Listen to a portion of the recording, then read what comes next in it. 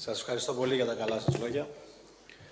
Θα ήθελα να ευχαριστήσω την Πρωτοβουλία Πολιτών για την πρόσκληση. Πραγματικά την αποτελεί ιδιαίτερη τιμή να συμμετάσχω σε αυτή την εκδήλωση και συγχρόνως και χαρά που συμμετέχω σε αυτή την εκδήλωση.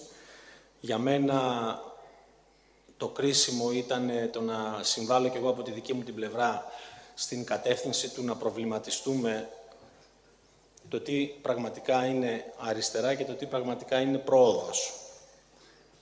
Τι μπορούμε να χαρακτηρίσουμε ως προοδευτικό και τι όχι. Και επίσης, το βασικό μου κίνητρο δεν ήταν τόσο το να συζητήσουμε για το πώς μπορεί να φύγει η δεξιά, αλλά κυρίαρχα το πώς θα αποφύγουμε το να έρθει η ακροδεξιά. Γιατί όποιος δεν βλέπει ότι ακολουθούμε την πορεία των ευρωπαϊκών πολιτικών πραγμάτων με μία πολιτική χρονοκαθυστέρηση 7 έως 10 ετών, νομίζω ότι δεν βλέπει ορθά τα πράγματα. Και κατά την προσωπική μου άποψη αυτό συμβαίνει γιατί σήμερα είναι δυσδιάκριτος ο διαχωρισμός μεταξύ προοδευτικού και συντηρητικού, είναι δυσδιάκριτος ο διαχωρισμός μεταξύ του αριστερού και του δεξιού. Και πολύ περισσότερο όταν αυτό προσπαθούμε να το καθορίσουμε μόνο στη βάση των πολιτικών που ασπαζόμαστε σε επίπεδο δικαιωμάτων. Ο κλασικός παραδοσιακός διαχωρισμός μεταξύ προοδευτικών ανθρώπων και συντηρητικών, προοδευτικών κομμάτων και συντηρητικών, στηρίζονταν κυρίαρχα στις οικονομικές πολιτικές που ασπάζονταν τα πολιτικά αντικείμενα, τα κόμματα, οι πολιτικοί φορείς. Κάτι το οποίο σήμερα γνωρίζετε πάρα πολύ καλά ότι δεν υφίσταται. Είμαστε όμηροι μιας κανονικότητας, η οποία πιθανόν όμως κανονικότητα για τον καθέναν από εμάς να είναι διαφορετική και να έχει διαφορετικά όρια. Θα ήθελα όμως να υπενθυμίσω ότι καμία αλλαγή στον κόσμο ιστορικά δεν έγινε σεβόμενη την κανονικότητα. Γιατί η κανονικότητα δεν ήταν ούτε η θέσπιση του 40ωρου, κανονικότητα δεν ήταν ούτε η άρση του καθεστώτος της δουλείας, όπως επίσης και στην Ελλάδα η αναγνώριση της εθνικής αντίστασης. Άρα λοιπόν, εάν θέλουμε πραγματικά κάτι να αλλάξουμε, θα πρέπει να λαμβάνουμε υπόψη μας το τι είναι αυτό το οποίο ευνοεί την κοινωνία και όχι το τι είναι αυτό το οποίο ευνοεί την κανονικότητα. Εμείς όλοι εδώ και βεβαίως και όλοι όσοι είναι στις κοινωνίες μας και είναι ηλικίας από 35 περίπου και πάνω, έχουν το εξής προνόμιο. Να ζήσουν και τα δύο μοντέλα κρατικής λειτουργίας. Και το μοντέλο δηλαδή από το 81 μέχρι το 1993,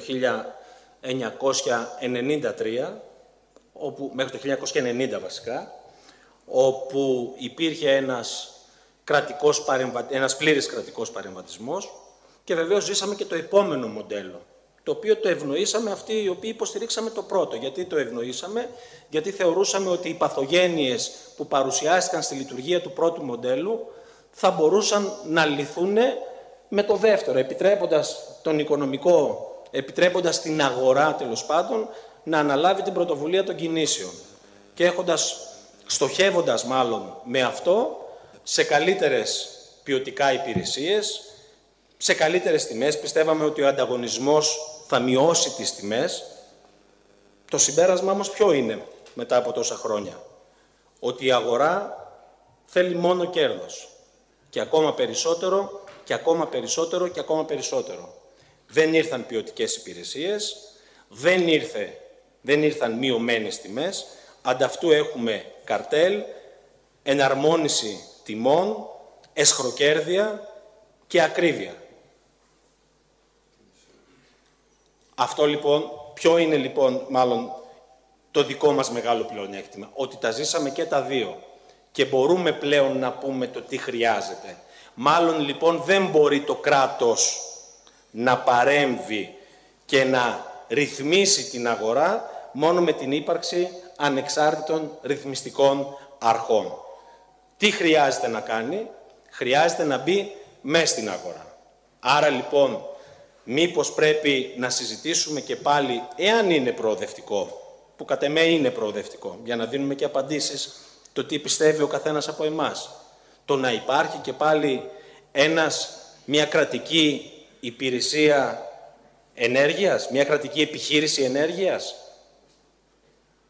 η οποία με την άσκηση της δραστηριότητάς της θα μπορεί να ελέγχει την αγορά, να καθορίζει τις τιμές. Μήπως πρέπει να δημιουργηθεί, μήπως πρέπει να υπάρχει μία κρατική τράπεζα, η οποία θα παίζει πραγματικά τον ρόλο τον οποίο θα πρέπει να έχει μία δημόσια τράπεζα, η οποία θα διοχετεύει άμεσα τις μειώσεις στα επιτόκια δανεισμού προς την αγορά και τους πολίτες και συγχρόνως θα διοχετεύει την αύξηση των επιτοκίων στις καταθέσεις σε επιχειρήσεις και πολίτες. Αυτά, ξέρετε, όταν τα συζητάμε και όταν τα θέτουμε, ερχόμαστε αντιμέτωποι με την κανονικότητα, η οποία κανονικότητα σου λέει, μα πώς γίνεται, θα το δεχτεί η Ευρωπαϊκή Ένωση να γίνει αυτό? Θα μας αφήσει η Ευρωπαϊκή Ένωση?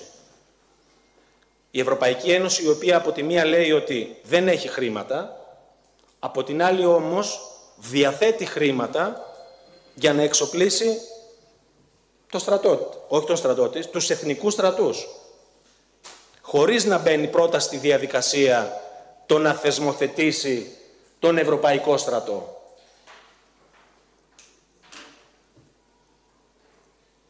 Αυτό δεν είναι μία αντίφαση? Και πρέπει να αναρωτηθούμε και εάν είναι και προοδευτικό. Για μένα είναι προοδευτικό. Για μένα λοιπόν το πρόβλημα δεν είναι η Ευρωπαϊκή Ένωση, αλλά ο τρόπος με τον οποίο λειτουργεί. Η λύση δεν είναι να διαλύσει την Ευρωπαϊκή Ένωση, γιατί η ευρωπαϊκή οικογένεια μας έχει δώσει ένα πάρα πολύ σημαντικό αγαθό. Την πιο μακροχρόνια περίοδο ειρηνικής συνύπαρξης μεταξύ των ευρωπαϊκών λαών. Και αυτό είναι πάρα πολύ σημαντικό. Αυτό το οποίο θα πρέπει όμως να μας ανησυχεί και να μας προβληματίζει είναι ότι μέσα σε αυτήν την μακρόχρονη πορεία της η Ευρωπαϊκή Ένωση είχε μόνο οικονομικούς μετασχηματισμούς.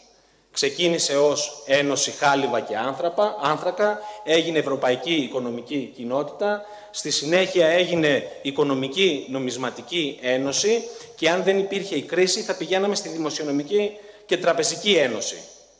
Για θεσμούς πουθενά.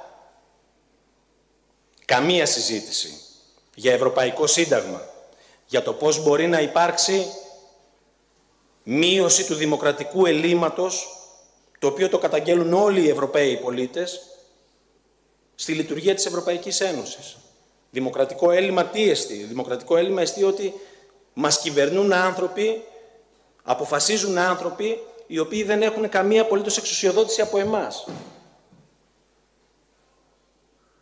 Δεν μας ανησυχεί το ότι στα ευρωπαϊκά αξιώματα, στα ευρωπαϊκά εκτελεστικά αξιώματα, όχι στα αξιώματα τύπου Ευρωπαϊκού Κοινοβουλίου, στα αποφασιστικά, ότι εναλλάσσονται οι ίδιοι και οι ίδιοι άνθρωποι?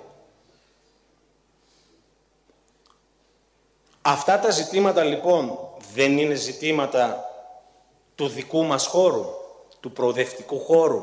Αυτά τα ζητήματα των θεσμών, της δικαιοσύνης, της οικονομικής ευμάρειας, της κοινωνικής αξιοπρέπειας, δεν είναι διακυβεύματα του δικού μας χώρου? Ιστορικά, διαχρονικά.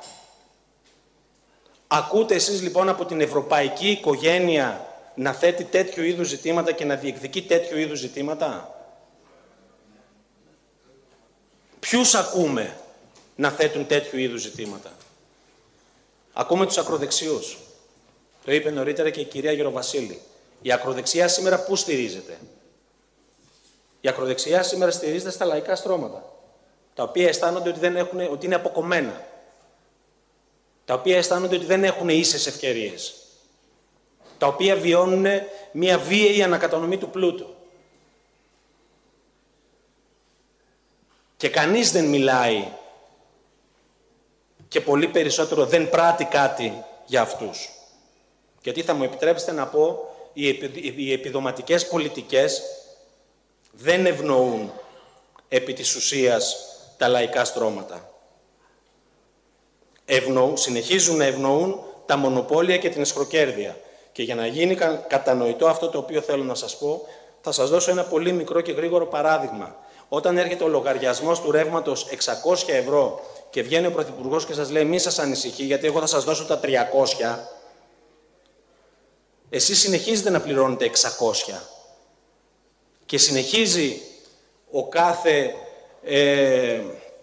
μεγαλοπαράγοντας της ηλεκτρικής ενέργειας να εισπράττει 600 και συνεχίζει να υπάρχει η εσχροκέρδεια. Και εμείς τι βιώνουμε επί της ουσίας? Βιώνουμε την μείωση του κρατικού κορβανά κατά 300 ευρώ κατά άτομο, κατά δικαιούχο, όπου αυτά τα χρήματα θα μπορούσαν να πάνε κάπου αλλού.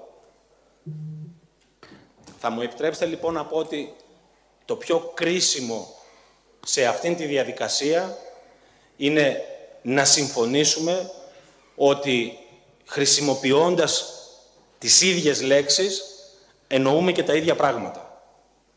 Γιατί δεν νομίζω σήμερα να βγεις έξω και να ρωτήσεις κάποιον ο οποίος ψηφίζει είτε Μητσοτάκη, είτε Βελόπουλο, είτε Λατινοπούλου και να σου πει ότι αισθάνεται τον εαυτό του συντηρητικό. Η συντριπτική πλειοψηφία θα πει ότι είμαστε προοδευτικοί. Άρα δεν είναι ζήτημα αυτοπροσδιορισμού. Είναι ζήτημα ουσίας. Αν μπορείτε. Είναι ζήτημα ουσίας. Πρέπει να γίνει αποδεκτό από όλους μας ότι η ευρωπαϊκή μας οικογένεια πρέπει να γυρίσει το τιμόνι. Πρέπει να αξιοποιήσει όλη της την εμπειρία και να επιστρέψει στις παραδοσιακές της αξίες, στις παραδοσιακές της θέσεις. Δεν είναι οπισθοδρόμηση αυτό. Αυτό σημαίνει ότι βλέπεις το τι έρχεται και προσπαθείς να το αντιμετωπίσεις. Και προς αυτή την κατεύθυνση θα πρέπει να κινηθούμε. Και θα κλείσω με το εξής. Την αλλαγή είναι βέβαιο ότι δεν θέλουν συγκεκριμένοι άνθρωποι. Και αυτοί οι συγκεκριμένοι άνθρωποι είναι οι βολεμένοι. Εμείς ούτε ήμασταν, ούτε είμαστε, ούτε θα είμαστε βολεμένοι. Γι' αυτό λοιπόν θα μου επιτρέψετε να πω αλλαγή εδώ και τώρα. Σας ευχαριστώ.